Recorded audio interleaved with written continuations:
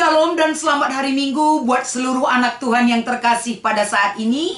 Kita bersyukur kembali kepada Tuhan atas segala kebaikan dan pertolongan yang Dia berikan bagi kita. Sehingga pada kesempatan ini Dia izinkan diri kita, hidup kita, untuk bisa kita persembahkan sebagai persembahan yang hidup. Agar di dalam persiapan hati dan pikiran kita, pemahaman akan firman Tuhan yang menjadi renungan di hari Minggu ini, terlebih-lebih di ibadah KAKR GBKP. Tentu besar harapan dan keyakinan kita kepada Tuhan atas segala pertolongan yang Dia berikan bagi kita, sehingga kita dimampukan untuk menyampaikan firman ini. Terlebih-lebih buat adik-adik kita di KAKR agar mereka lebih paham dan mengenal Tuhan lebih dalam lagi. Saudaraku, mari kita terlebih dahulu meminta kekuatan dan pertolongan kepada Tuhan di dalam doa kita. Kita berdoa. Terima kasih buat segala kebaikan yang Kau berikan bagi kami, Tuhan. Saat ini Bapa, kami akan mempersiapkan hati dan pikiran kami untuk dapat diisi dengan kuasa dan kebaikan-Mu yang menyertai setiap langkah dan kehidupan yang kami jalani. Bapa, turunkan Roh-Mu agar senantiasa menyertai hidup kami.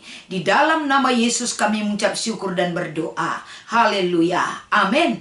Saudaraku, mari kita membaca firman Tuhan yang menjadi renungan di ibadah KKR di minggu ini dari kitab Yohanes 14 ayat 15 sampai dengan ayat yang ke-20. Kami akan membacakan firman ini kepada kita sekalian. Yesus menjanjikan penghibur. Jikalau kamu mengasihi aku, kamu akan menuruti segala perintahku.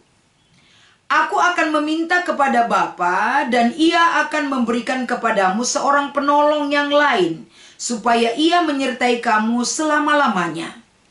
Yaitu Roh kebenaran. Dunia tidak dapat menerima Dia, sebab dunia tidak melihat Dia dan tidak mengenal Dia. Tetapi kamu mengenal Dia, sebab Ia menyertai kamu dan akan diam di dalam kamu. Aku tidak akan meninggalkan kamu sebagai yatim piatu. Aku datang kembali kepadamu, tinggal sesaat lagi dan dunia akan melihat aku lagi. Tetapi kamu melihat aku, sebab aku hidup dan kamu pun akan hidup. Pada waktu itulah kamu akan tahu bahwa aku di dalam Bapa-Ku, dan kamu di dalam aku, dan aku di dalam kamu. Demikian pembacaan firman Tuhan yang menjadi dasar untuk merenungkan firman ini dengan tema yaitu Tritunggal. Saudara yang terkasih, kalau kita berbicara tentang Tritunggal, apalagi audiens ataupun yang mendengarkan kabar baik dari firman ini kita sampaikan kepada kalangan adik-adik kita di KKR. Tentu cara kita menyampaikan dan agar mereka paham, jangan membuat hati mereka bingung dan tidak tahu apa yang kita sampaikan, agar mereka sejak dini memahami siapa Allah yang mereka imani dan mereka ikutkan di dalam hidupnya. Ini sangat penting saudaraku, karena sejak dini mereka dididik memahami dan tahu siapa Allah itu dan bagaimana kealahan Allah kita itu yang mereka imani di dalam kehidupannya. Kalau kita berbicara tentang Tritunggal, berarti kita berbicara di sini yaitu tentang satu oknum. Walaupun dia memiliki pribadi bukan hanya satu, tapi kita berbicara 3 pribadi di dalam satu tubuh.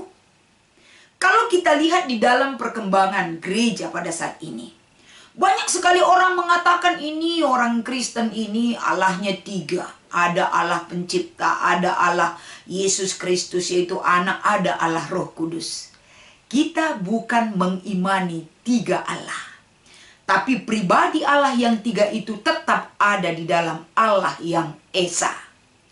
Kalau kita melihat bagaimana latar belakang Yohanes menuliskan surat ini, yaitu ketika Yesus menunjukkan satu kasih yang begitu besar kepada dunia ini. Kasih yang begitu besar itu tentu Dia selalu memikirkan, melihat, merancang dan memberi yang terbaik bagi dunia. Bagi setiap orang yang Dia kasihi, bagi setiap orang yang percaya akan perbuatannya.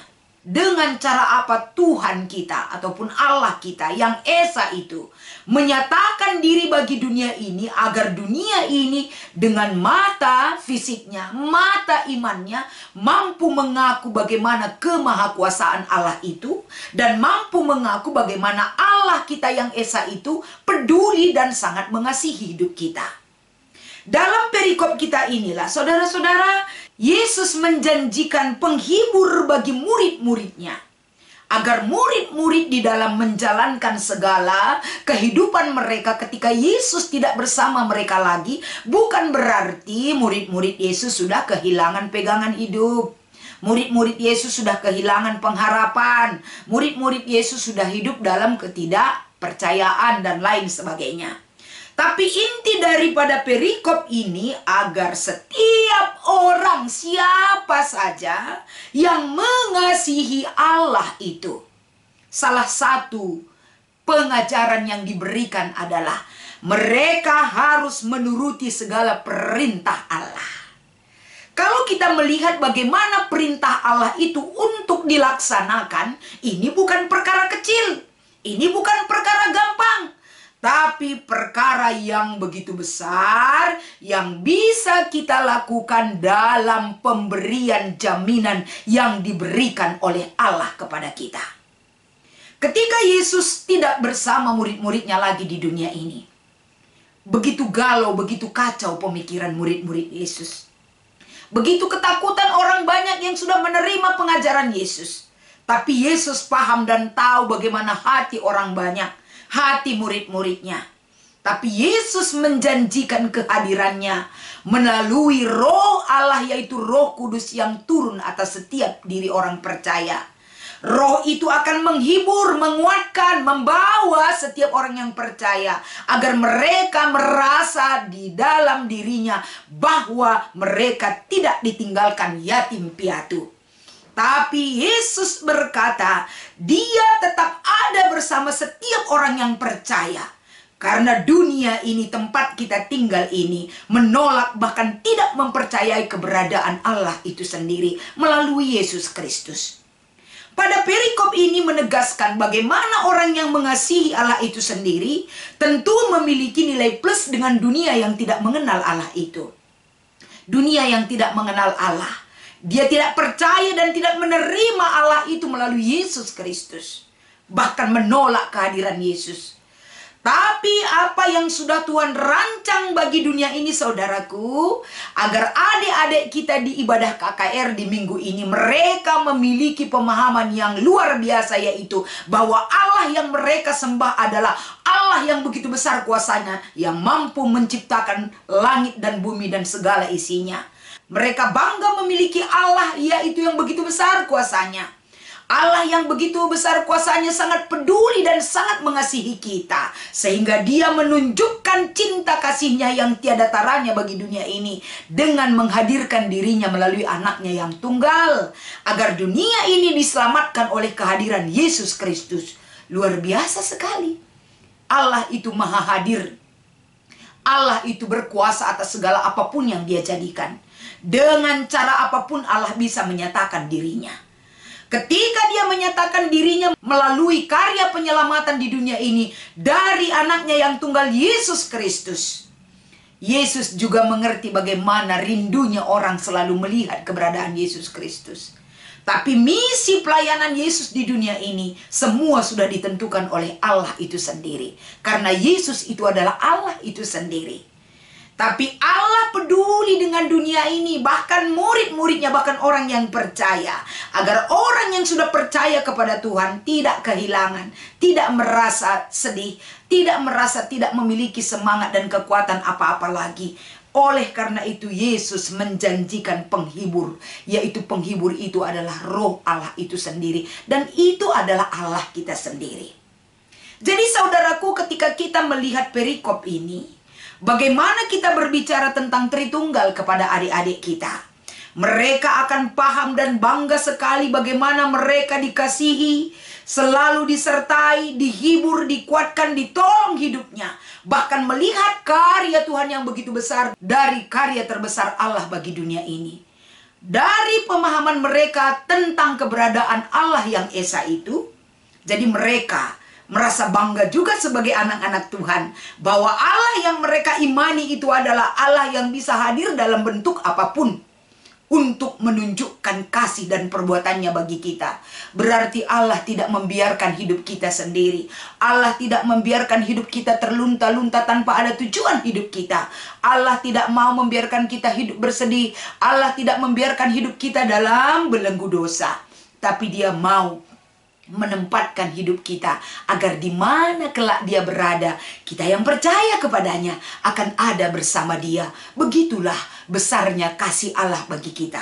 Dia hibur hati kita, Dia hibur hidup kita, Dia hibur keluarga kita, agar apapun yang kita rasakan dan alami di dunia ini, ada roh yang selalu menolong hidup kita, yaitu roh Allah itu sendiri melalui kehadiran Roh Kudus yang setiap saat menolong dan menopang hidup kita. Demikianlah firman Tuhan yang menjadi renungan kita di hari Minggu ini. Selamat hari Minggu buat seluruh anak Tuhan yang terkasih. Tuhan Yesus memberkati. Kita berdoa. Terima kasih buat lawatanmu melalui firman ini Tuhan. Nyatakan kebaikan dan kuasa pertolongan Tuhan yang memampukan kami untuk paham dan mengerti akan kebaikan-Mu. Terima kasih Tuhan buat seluruh guru-guru KKR yang sudah Tuhan pilih dan sudah Tuhan berikan hikmat, agar mereka mampu menyampaikan firman ini kepada adik-adik di KKR, agar senantiasa dalam pelayanan mereka, hidup mereka dan keluarga mereka selalu diberkati dan dikuatkan oleh kuasa Tuhan. Terima kasih Bapa di sorga, di dalam nama Yesus kami mengucap syukur. Haleluya. Amin.